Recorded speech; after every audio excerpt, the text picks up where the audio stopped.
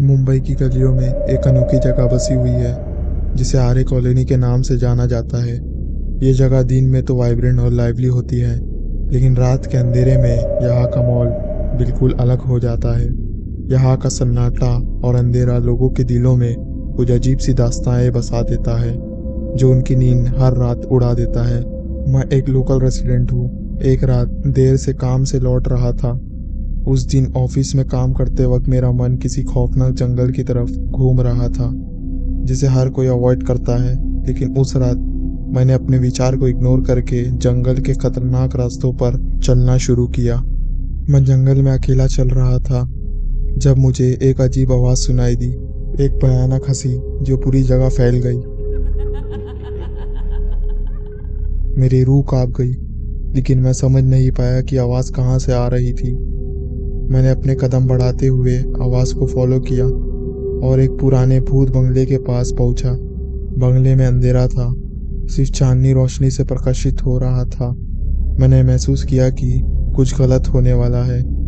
मैंने बंगले के अंदर दस्तक दी। थोड़ी देर के बाद दरवाज़ा खुला और वहाँ से एक औरत निकली। उसका चेहरा खून से लथपथ था और उसकी आंखें भयानक भयानकता से चमक रही थी। औरत ने मेरे तरफ अपना मुंह किया और चिल्लाने लगी। मेरी तो जान निकल गई। मैं भागते भागते अपने घर पहुंचा। उस रात की घटना ने मेरे जीवन में गहरा असर छोड़ा। मैं अपने दोस्तों को इस भयानक अनुभव के बारे में बताया, लेकिन किसी ने भी मेरा विश्वास नहीं किया। लोग मेरी घटना को सिर्फ एक अफसाना मानते थे, लेकिन मेरे अंदर ये सच्चाई थी कि आर्य कॉलोनी के जंगल में कुछ भयानक छुपा हुआ है, जिसका कोई समाधान नहीं निकाल पाया था। मुंबई की ट्रैफिक की भीड़ भाड़ में घूमती एक रात प्रिया अपने दोस्तों के साथ एक पार्टी से लौट रही थी। पार्टी का माहौल बहुत ही चेयरफुल था, लेकिन वापस आने के लिए निकलते वक्त उनका दिल अंधेरों में डूबा हुआ था। उनकी गाड़ी का ट्रैफिक में फंस जाना और वही आर्य कॉलोनी के रास्ते थे जिनमें हर कदम पर भयानक खौफ का माहौल बस गया था। पार्टी के दोस्तों से जुदा होकर प्रिया अपने दोस्त के साथ रोड पर चलने लगी। ठंडक के लिए नजरें जंगल की तरफ थी, लेकिन तभी उन्होंने सुनी एक औरत की चीख। वो दोनों धीरे से उस चीख की तरफ मुड़ गए। कुछ दूरी पर एक भटकती औरत खड़ी थी। उसका चेहरा उदासी और डर से भरा हुआ था। प्रिया अपने डर को दबाते हुए उस औरत के पास गई और पूछा, कौन हो तुम, क्या चाहिए? औरत ने उदासी भरी आंखों से देखा और कह दिया, मुझे वापस जाना है। ये सुनते ही प्रिया और उसका दोस्त हैरान हो गए। वो देखते तो आत्मा थी, लेकिन उनमें से कुछ महसूस हो रहा था, कुछ असली, कुछ अभिव्यक्त। उन दोनों ने डिसाइड किया उस औरत को फॉलो करना, जैसे कि उनका मन उन्हें कुछ बताना चाहता हो। वो भटकती औरत उन दोनों को एक पुरानी हवेली तक ले गई। हवेली के अंदर माहौल ठंडा और खौफनाक था। वहां उन्हें औरत ने एक तेज आवाज में देखते हुए चिल्लाया और फिर एकदम से गायब हो गई, जैसे कि कोई ने चुटकी मार के उसको गायब कर दिया हो। प्रिया और उसका दोस्त वापस लौटकर अपने घर पहुंच गए। उनका मन भयानक अनुभव से भरा हुआ था। हर घंटे, हर मिनट वो भयानक आवाज उनके दिमाग में गूंज रही थी। वो सोचने लगी कि ये सच है या उनका मन उनके साथ खिलवाड़ कर रहा है।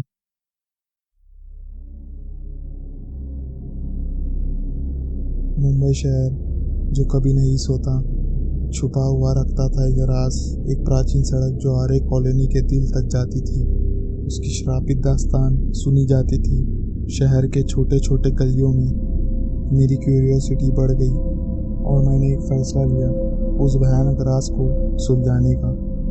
उस रात 11 बजे जब मैं वहां पहुंचा, तब का माहौल कुछ अलग सा था। हवा में एक अजीब सी ठंडक थी, जैसे कोई मुझे देख रहा हो। मैंने अपनी असलियत भुला दी और हिम्मत जुटा के मैंने कदम रखा। तभी एक आवाज़ ने अंदर से हिला दिया। रुक जाओ। डर से मेरा दिल तेज धड़कने लगा। पीछे मुड़कर देखा, लेकिन कुछ दिखाई नहीं दिया। और फिर मेरे सामने एक भटकती आत्मा उभर आई। उसका चेहरा तो मुर्दा था, लेकिन उसकी आंखें जिंदा थी, जीवित लेकिन किसी और दुनिया में। वो मुझे अपनी ऊर्जा से खींचती हुई अंदर आने की कोशिश कर रही थी। मेरी हिम्मत का इम्तिहान लेने का वक्त आ गया था। मैं भागते भागते अपनी बाइक पर बैठा।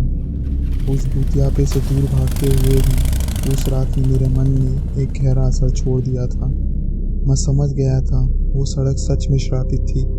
कुछ भयानक शक्तियाँ वहाँ छुपी हुई थी जो जिंदा और मुर्दे को अलग नहीं करती थी।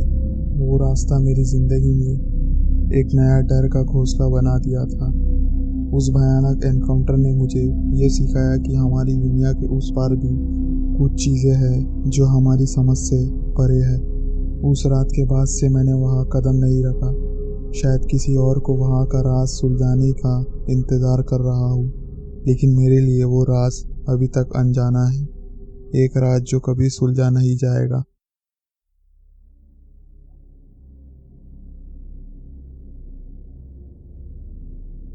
मुंबई की रात खामोशी में लिपट गई थी। आर्य कॉलोनी, जहाँ दिन में चिरपिंग बर्ड्स और रसलिंग लीव्स का आवाज़ सुनाई देती है, लेकिन रात को वही जगह डरावने रहस्यों से घेरी जाती है। मैं एक दिन वहाँ गया था, सोचता था ये सिर्फ एक जंगल है, लेकिन वहाँ की गहराइयों में और भी कुछ छुपा था, कुछ जो मैंने कभी सोचा भी नहीं था। रात का वक्त था, मूनलाइट से चमक रही थी और मैं अपनी क्यूरियोसिटी को शांत करने के लिए वहाँ आया था। अंधेरा इतना गहरा था कि मेरी फ्लैशलाइट की रोशनी भी वहाँ का अंधेरा नहीं चीर पा रही थी। एक अजीब सी घबराहट मेरे दिल में बस गई थी, जैसे कोई देख रहा हो, मुझे आवाज़ सुना रहा हो। तभी एक बच्ची की मुस्कुराहट की आवाज़ मेरे कानों में पड़ी। एक बच्चे की आवाज़ जिसमें एक अजीब सी मधोशी थी। खेलने चले? आवाज़ थी तो बच्ची की, लेकिन उसमें कुछ अजीब सा था, कुछ जो मेरे अंदर का डर भड़का रहा था। मैंने अपने फ्लैशलाइट की रोशनी से घेरा बनाया, देखने की कोशिश किया कौन वहाँ है। फिर से आवाज़ आई, छुपने की ज़रूरत नहीं है, मैं यहाँ हूँ। आवाज़ वहाँ थी, लेकिन कुछ दिखाई नहीं दिया। मेरे दिमाग में अजीब सी बातें चलने लगी। कैसे हो सकता है इतना अंधेरा हो और एक बच्ची यहाँ खेल रही हो? मेरा मन भयानक सोचने लगा, क्या ये वही आत्मा है जो इस जंगल में बसी है? तभी एक बच्ची की रोने की आवाज़ सुनाई दी। एक हल्की सी हंसी के साथ आवाज़ बदल गई। आजा खेलते हैं, तुम भी बच्चे हो ना। आवाज़ इतनी मासूम थी, लेकिन मेरे अंदर की कुछ अजीब सी इंस्टिंक्ट कह रही थी कि मैं यहाँ से चले जाऊँ। मैं जल्दी से अपनी बाइक पर बैठा और वहाँ से भागा।